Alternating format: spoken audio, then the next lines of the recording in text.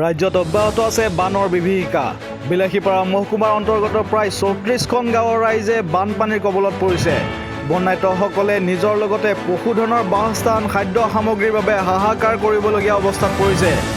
এনে পৰিস্থিতিত সদৌ অসম সংখ্যালঘু ছাত্ৰ ইউনিয়ন চমুকৈ আমচুৰ কেন্দ্ৰীয় সভাপতি ৰেজাউল কৰিম চৰকাৰৰ নেতৃত্বত বিলাসীপাৰা জিলা আমচুৰ সহযোগত সংগঠনটোৰ এটি সজাতি দলে বন্যাত্মৰ কাষত উপস্থিত হয়। দলটোৱে প্ৰতিকূল বতৰকো নেওচি বন্যাত্মসকলৰ মাজত বিশুদ্ধ খোৱা পানী, খাদ্য সামগ্ৰী, শিশু খাদ্য বিতৰণ কৰাৰ লগতে বানপানীৰ পৰিস্থিতিৰ বুজ লয়। উজনি মধ্য অসমত প্ৰতিখন জিলাত মন্ত্ৰীসকলক বানপানীৰ খবৰ ল'বলৈ দায়িত্ব অৰ্পণ কৰাৰ সমান্তৰালভাৱে ধুবুৰী, গোৱালপাৰা আৰু বৰপেটা জিলাতো বিভাগীয় মন্ত্ৰী পঠিয়াই বানপানীৰ পৰিদৰ্শন কৰিবলৈ মুখ্যমন্ত্ৰীলৈ আহ্বান জনাই আমচুৰ কেন্দ্ৰীয় সভাপতি ৰেজাউল কৰিম চৰকাৰে। বিলাসীপাৰাৰ পৰা চিৰুদ্দিন সিঙৰ ৰিপৰ্ট, এনি আছাম 24/7। আজি আমি বিলাসীপাৰা জিলা সংখ্যালঘু ছাত্ৰ ইউনিয়নৰ লগত লৈ বিলাসীপাৰা মহকুমাৰ বিশেষকৈ ধুবুৰী জিলাৰ বিভিন্ন বানাক্ৰান্ত অঞ্চল আমি ভ্ৰমণ কৰিলোঁ। ৰাইজৰ অৱস্থাৰ বুজ ল'লোঁ আৰু আমাৰ সাধ্য অনুযায়ী ৰাইজৰ সহযোগত, আমাৰ আমচুৰ পৰিয়ালৰ সহযোগত আমি কিছু পৰিমাণে শিশু খাদ্য, খোৱা পানী আৰু ৰাইজক কিছু খাদ্য সামগ্ৰী আমি যোগান ধৰাৰ চেষ্টা কৰিলোঁ। সঁচাকৈ এটা খুব দুখ লগা পৰিৱেশ আৰু খুব বানাক্ৰান্ত ৰাইজৰ যি আৰ্তনাদ আচলতে ইয়াত নাহিলে বুজিব পৰা নাযায়। আজি হাজাৰ হাজাৰ ৰাইজ আজি বানাক্ৰান্ত হৈ পেলাই আজি নিজৰ গৃহতে আজি আবদ্ধ হৈ আছে। থাকিবলৈ তেওঁলোকৰ ঠাই নাই, ঠাই নাই, মাথাউৰি নাই আৰু তেওঁলোকে ঘৰৰ টিঙৰ চালৰ ওপৰত বা কোনোবাই ভোৰ বান্ধি, কোনোবাই নাৱৰ মাজত তেওঁলোকৰ সতি সন্ততিলৈ জীয়াই আছে।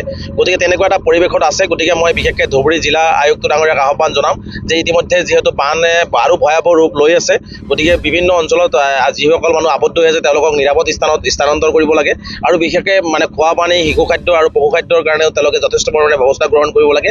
আৰু লগতে মই অসম চৰকাৰক আহ্বান জনাম, অসম চৰকাৰে শদিয়াৰ পৰা ধুবুৰীলৈকে যিহেতু বানে আমাৰ এটা বৰ ভয়াৱহ পৰিৱেশৰ সৃষ্টি কৰিছে আৰু ইতিমধ্যে অসম চৰকাৰে উজনি অসমৰ বা মধ্য অসমৰ বিভিন্ন জিলাত মন্ত্ৰীসকলক নিয়োগ কৰিছে যাতে বানাক্ৰান্ত ৰাইজে সহায় পায়। কিন্তু এতিয়ালৈকে আমি বিশেষকৈ বঙাইগাঁও, গোৱালপাৰা, ধুবুৰী এই অঞ্চলবিলাকত কোনো মন্ত্ৰী নিয়োগ কৰা নাই। গতিকে মই অসমৰ মুখ্যমন্ত্ৰী ডাঙৰীয়াক আহ্বান জনাম যে দুৰ্যোগৰ সময়ত, বানৰ সময়ত এই বানাক্ৰান্ত শদিয়াৰ পৰা ধুবুৰীলৈকে সকলো ৰাইজৰ লগত মুখ্যমন্ত্ৰীয়ে থাকি এই অঞ্চলবিলাকক মন্ত্ৰী নিয়োগ কৰি যাতে প্ৰশাসনে খুব তৎপৰতাৰে কাম কৰে, তাৰ নজৰ ৰাখি এই মানুহখিনিক সহায় কৰিবৰ কাৰণে মই আহ্বান জনাইছোঁ। আৰু বিশেষকৈ মই সদাশয় ৰাইজকো আহ্বান জনাইছোঁ, যোনে যেনেকৈ পাৰে বানাক্ৰান্ত এই দুৰ্ভগীয়া ৰাইজক অলপমান খোৱা খাদ্যৰ সহায় কৰিবৰ কাৰণে আমি আমচুৰ পৰিয়ালৰ পৰা আহ্বান জনাইছোঁ। ৰাজ্যত অব্যাহত আছে বানৰ বিভীষিকা।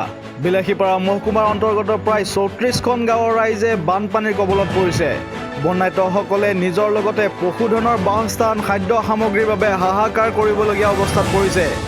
এনে পৰিস্থিতিত সদৌ অসম সংখ্যালঘু ছাত্ৰ ইউনিয়ন চমুকৈ আমচুৰ কেন্দ্ৰীয় সভাপতি ৰেজাউল কৰিম চৰকাৰৰ নেতৃত্বত বিলাসীপাৰা জিলা আমচুৰ সহযোগত সংগঠনটোৰ এটি সজাতি দলে বন্যাত্মৰ কাষত উপস্থিত হয়।